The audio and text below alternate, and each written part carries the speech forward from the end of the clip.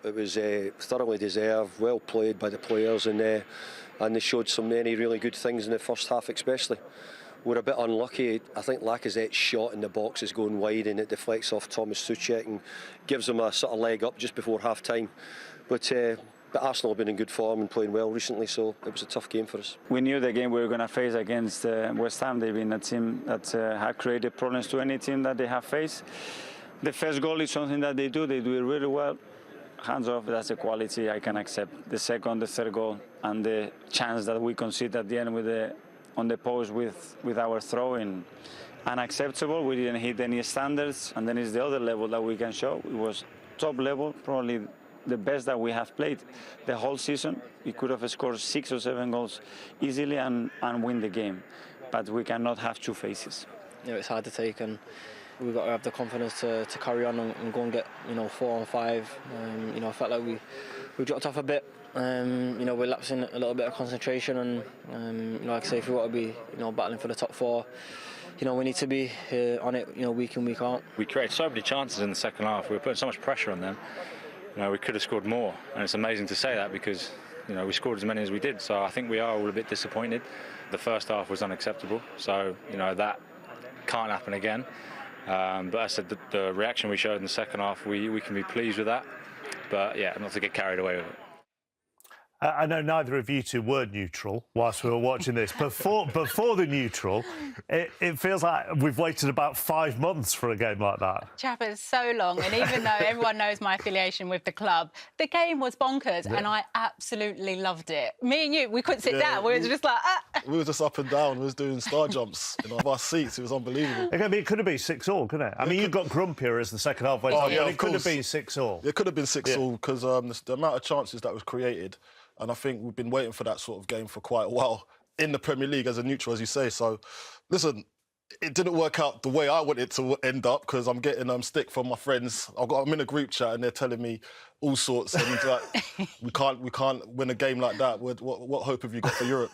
So it is what it is. It is what it is. Let's because it was a game of 2 halves, and quite a lot of it centred around the midfield battle for you. Yeah, coming into the game, I was interested in the midfield battle and actually the playmakers, Jesse Lingard and Odegaard, who was going to come out on top. Yeah. And for me, how West Ham set up with Declan Rice and Souček, they've been so instrumental of how West Ham have played this season. The understanding between the both of them. This was winning your first battle in the first minute. Again, against Xhaka, who's going to go and be physical and win the headers? Souček comes out on top. And when you start a game like that, you're kind of setting the tone for your teammates and the energy that you're bringing. And not only that, the understanding for Rice to sit and Souček to go wandering and get in the box. And we've seen the amount of goals that he's scored. Rice reading the play, picking it up. First thing, where's my mate? I'm going to play it and get the attack underway. Not just content with that, gonna go, wander, get on the end of things. I just love the balance between them both, and the understanding between them allows them to go and play and have the freedom. Yeah, so look, you can see they always got a good relationship between themselves, and the club philosophy is to play if the opposition's got the ball around and not through. You can see Rice there checking his shoulders, checking for where his mate is, and no one could get in between them. And that's a massive, massive point. And look, they win the ball there, they're on the counter-attack, and they're off. Nobody can get between them as a partnership, but also you say nobody can. The plan B, nobody can get between them and their back four as well. So because you don't. As soon as that happens, it's danger. Because as you see in the second half, Odegaard gets the ball, turns, and then now he's able to put balls in between the lines, and that's not what you want. And that is the game plan for Moyes going into, like, the mid block is a massive thing for him, and I think they do one of the best in the league at the moment. And as Carl says, then Odegaard managed to get in between those lines, and that's what started causing problems. For me, I remember a couple of weeks ago saying, against Manchester City the game was, that Odegaard was average. Actually, I said bang average. Let me throw that one in. Like many of the other players. No, but like many of the other Arsenal players that game. But since then, his levels is just taking it up and up, like he's getting used to finding the spaces, what the Premier League's about. And today, he was absolutely sensational. The energy, he was just like at half-time, I want to win this game. I'm going to drag us out of the situation that we've been in. He was absolutely everywhere. What he's so good at, he can see pictures, passes before they're even there for his teammates, to float out into the channels, pick out passes. Such a technical thing. Arsenal need to do everything they can to keep him for next season, because you can see you can start to build the attacks around him. How he just picked up the ball in the second half and was finding the spaces, Carlton, for other players. Yeah, so he was just getting the ball in certain areas, but also I've got to be really critical of West Ham's defending in the second half, especially on the right side. They was always getting in the... So Odegaard was getting the ball turned and being able to play that ball in behind. And as you can see here, I think it's Chambers there. Benrahma's on the ball right next to him, but Benrahma just lets him go and lets him run into that space. And in that same area, Odegaard's there again. So no look was pass. exposed. Exposed, and look, Craig Dawson tried his best there to clear it, but he's put it into his own net. So and again, Odegaard again involved with it. Pepe on his right foot for once, and he's getting the crosses in. And Lacazette had actually had a great game as well. So, but that also highlights your point that you said, that the West Ham's philosophy that they've built up through Moyes is you'll have to go round us, not go through us. And they did eventually manage to go round. Exactly. So obviously in the half-time pep talk by Arteta, he probably singled that out and says, listen, we need to get the ball to the flanks as soon as possible and get crosses in. And that's what you saw that happened. And it was very successful with it. At 3-2, this chance probably decided the game, didn't it? Yeah, it was my mate Mickey. So basically, he knows that he's got to score here. Benrahma's done brilliantly there. I thought Benrahma was going to come off, but he's been put left on the pitch, and this was his chance to put the ball in the net. And listen, Mikel, look how frustrated he is. He can't really do much more than put the ball in the net, and I don't know how he's missed it and put it in off the post. So I've done it before, and I know how he's feeling, and he's not going to sleep tonight. Well, just one other stat that I'll throw in there. Thomas Souček became the first West Ham player since 2010 to both score an own goal in the same game. Yeah. That was you. OK, you know what? I'll take that. I'll take the hit. It's not a record I'm proud of, though. No. Can I just say as well, that didn't happen, and then we ring you up and book you because you were the last person to do that. That feels like a win for Arsenal, doesn't it?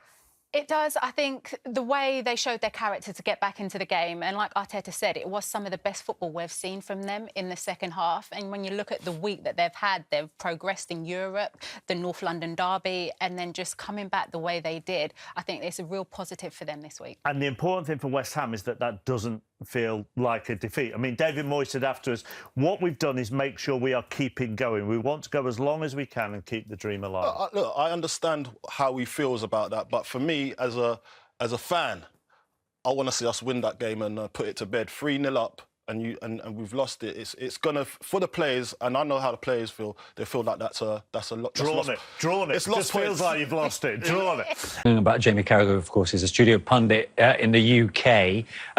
But what about his demeanour there? It was one more of anger. Of course, yeah. More than positivity, and the fact they managed to get out of jail. But you like that, Ian? Yeah, because the standards that he's setting at the club and what they need to be doing. Yes, we know that they played in Europe, and that could be a hangover, the fatigue and that. But mentally, you have to be able to be ready for the 3 or 4 game changeover at that level, and what he's trying to do with Arsenal. And so he is disappointed. You can see, because like he said, you can't be letting in goals and giving away the goals that Arsenal have been doing in recent games. And then having to score 2s and 3s. It's not sustainable. So you need to start better than they started. And I'm quite pleased that they showed a mental kind of aptitude to get out of it. I was just thinking that the Arsenal, let's be fair, for how long have played Saturday in Europe and played Saturday again, haven't they? It's what they're used to doing.